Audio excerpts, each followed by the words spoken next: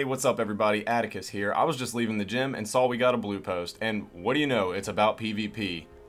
Thank you. So, let's break it down paragraph by paragraph.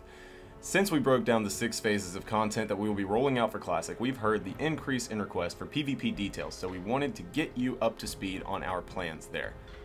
Oh boy. As was the case when World of Warcraft originally launched in 2004, there won't be formal PvP systems in WoW Classic at the outset.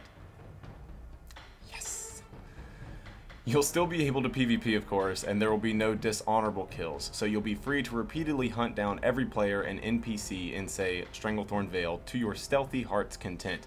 Oh, showing rogues some love there. I don't like rogues.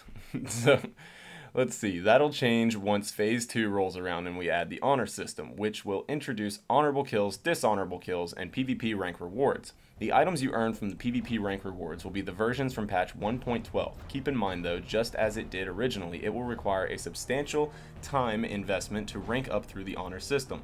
For those interested in the rank rewards, earning epic gear will require consistent dedication over a long period of time as a top contributor on your realm. We don't expect to see many people running around with these items early on, but we're certain Hillsbrad Foothills will still see its fair share of action. Okay. Let's talk about that for a second. So they have confirmed that in Phase 1, right when it comes out, that there's not going to be an honor system.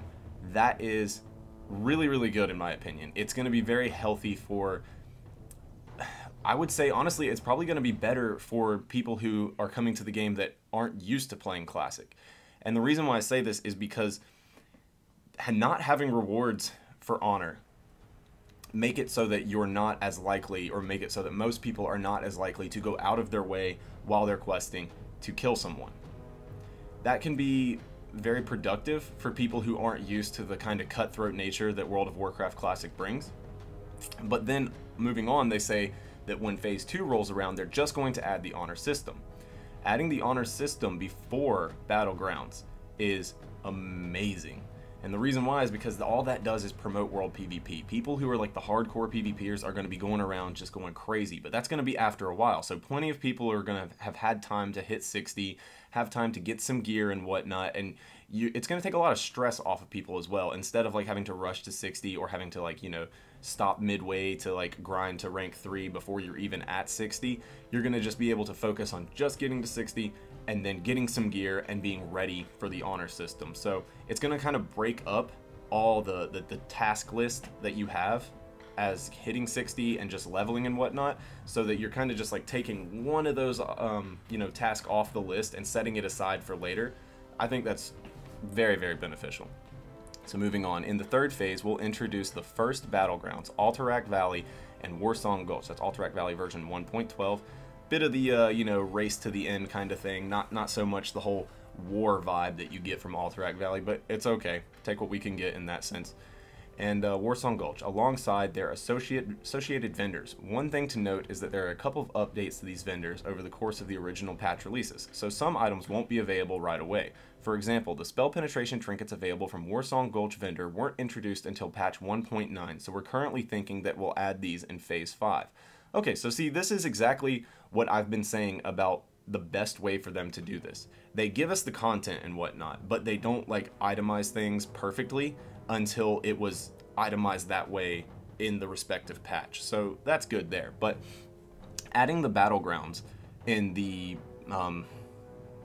you know, system that they're doing it, where they're just the ranking system, or the progressive release, that's the word I'm looking for, that they're doing for you know, adding Alterac first and Warsong Gulch, that's still going to give you that vanilla feel, and it's going to give you more time to focus on, say, the rep grind in Alterac Valley, and kind of get that out of the way, because I'm a fan of Alterac Valley, but at the same time, I'd much prefer to just do like Warsong and Arathi. So being able to like have less to worry about as far as like, oh well, which one do I want to queue up for? It's just a minimal thing, but just having to decide like, do I do AV, Warsong, or Arathi? I'd rather just be like, okay, get all my Alterac stuff done and then not really have to worry about that later on. So the Arathi Basin Battleground will follow in Phase 4, along with its specific vendor. It'll be interesting to see how many people stay behind to guard the flag. So this is also kind of good. I think what they did, I'm not sure, but I think what they did on private servers was added all 3 at the beginning, but then didn't release the vendors for like Arathi Base until later on. But meh. I mean, this is right. I like them adding Alterac later on. Finally, in Phase 6, we'll have the World PvP objectives in Silithus and Eastern Plaguelands, which will come out at the same time as Naxxramas. Here's what the PvP content looks like mapped to the phases we recently posted about. Phase 1, WoW Classic launch. You can PvP one another in the world, but there is no tracking and no formal rewards for doing so. Phase 2, honor system, including dishonorable kills, PvP rank rewards. Phase 3, Alterac Valley, Warsong Gulch. Phase 4, Arathi Basin. Phase 6, World PvP objectives in Silithus and Eastern Plaguelands. As we mentioned before, we haven't yet determined exactly when each of the content phases will occur, but we'll keep you updated as they draw closer.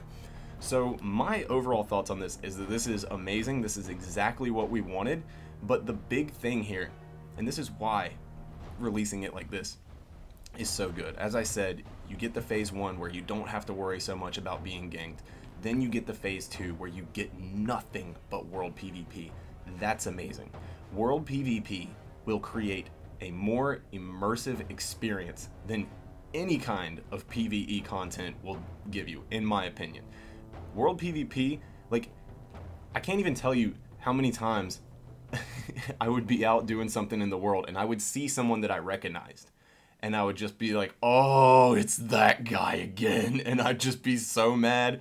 I'd want to kill him, or if it was someone that I just couldn't handle, I would just run away. But like, having that immersiveness into your server and like knowing people of the opposing faction or on your faction if you want to like help him out, or maybe that guy's, you know, a ninja or something and you don't want to help him out, so you're just like meh, let him get killed by the opposing faction.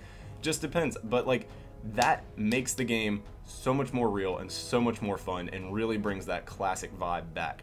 So yeah, I agree with all of this. I'm really happy to see that they released this today.